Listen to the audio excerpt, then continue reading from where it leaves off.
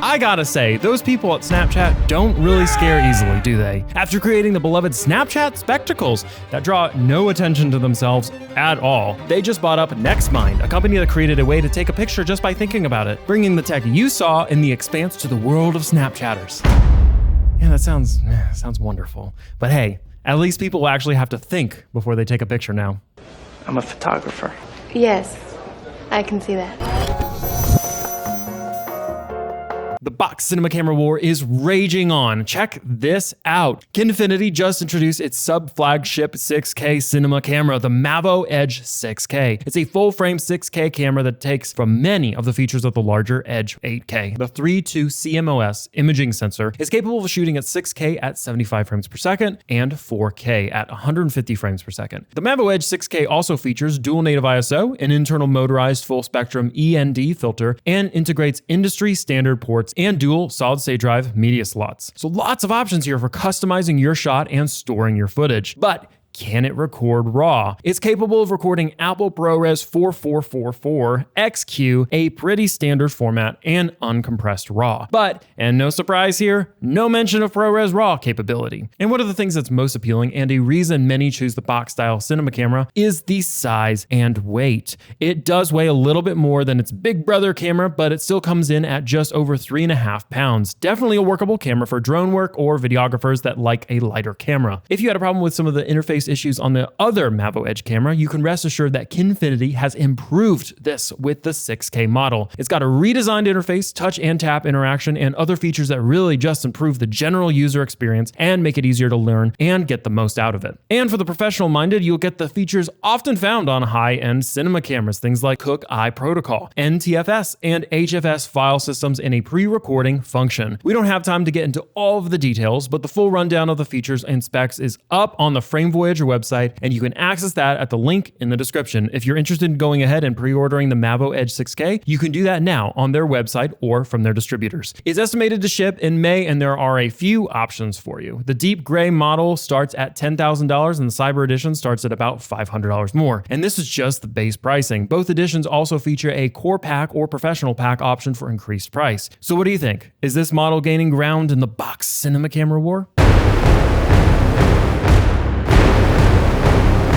If you're holding out to get the Nikon Z9, you're going to wait a bit longer. YM Cinema is reporting the flagship camera from Nikon won't be delivered to distributors until January 2023. That's 14 months after the initial launch announcement. Pretty crazy issue for a camera that's highly anticipated and already getting a ton of pre-orders. But the Z9 isn't the only camera facing delays. Products from multiple companies are facing back orders and shipment delays due to lingering effects from the pandemic and global chip and part shortages. So we'll be waiting a bit longer until we get the chance to see if the Z9 really lives up to the hype, but hey, that just gives you time to add it to your Christmas list. Nikon might be behind on getting the Z9 out, but Blackmagic is already ready for the release. An upgrade to Davinci Resolve now supports Nikon RAW files. That's the RAW format that will be available on the Z9 when it is finally released. Other notable features with the Davinci Resolve 17.4.6 include better handling of 3D renders and updated audio processing with 44.1 and 96 kHz footage. And if you didn't heed our warnings about Vimeo from last week, there's also a feature that allows you to add your credentials into the preferences section and export directly to Vimeo. Guess that works if you're working for clients, not as a creator.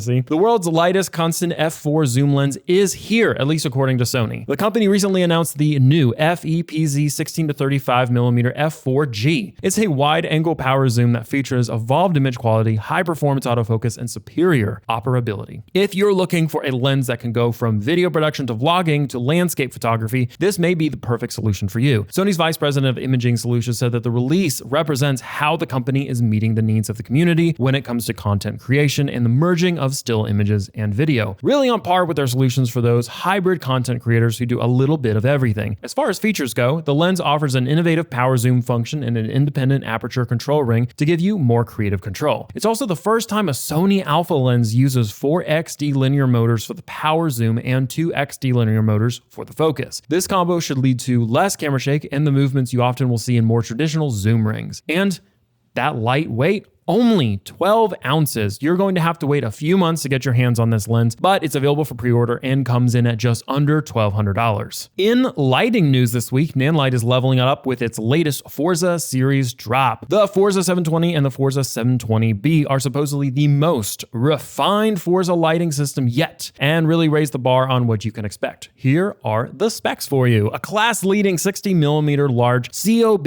LED array on both models means you'll get maximum output efficiency. You can choose between two power modes, constant output and maximum output, to maintain consistency and professional level color accuracy. So what's different about the 720 series compared to the other Forza models? For starters, it introduces a redesigned angled yoke system that's more durable and offers more precise tilting. There's also a new mounting clamp for better security, and the lights run off two 26-volt V-mount batteries for up to 70% output.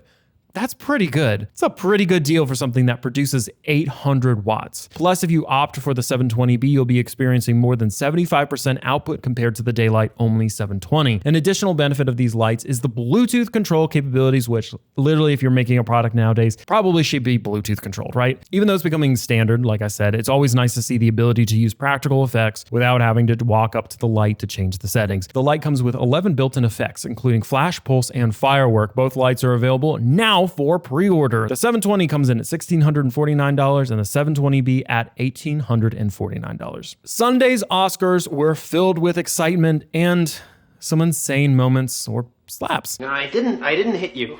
I lightly slapped you. But our favorite part was seeing the success of films that use Blackmagic Design cameras and Davinci Resolve software. From Best Picture winner Coda to the crazy VFX moments of Spider-Man No Way Home, Blackmagic cameras and gear definitely had a place on the sets this year. And Davinci Resolve software was used even more, per usual. Best Picture nominees Belfast, Don't Look Up, Drive My Car, Nightmare Alley, The Power of the Dog, and The West Side Story all were graded using Davinci Resolve software. And finally, there's a new inside look for one of the upcoming films that will definitely not be getting an Oscar win next year for screenwriting, Michael Bay's Ambulance. Universal Pictures released a feature showing how cinematographers captured the FPV aerial shots. The film used a red Komodo surprise with FPV drone piloted by a drone racing league world champion. And that Komodo, it's called the Bayhem, and was created specifically for Michael Bay. But don't worry, you can buy one just like it if you want to. So while the verdict is still out on if this movie will be a hit or a headache, I'm leaning towards headache since you can kind of just tell what the movie's about by just watching the trailer. It's definitely worth checking out the feature just to see the drone work in action. And let's be honest, that's probably 1,000 times better than the actual movie will be. That's it for this week's Ungraded Camera News. Be sure to check out this awesome video here that explains why we think the Blackmagic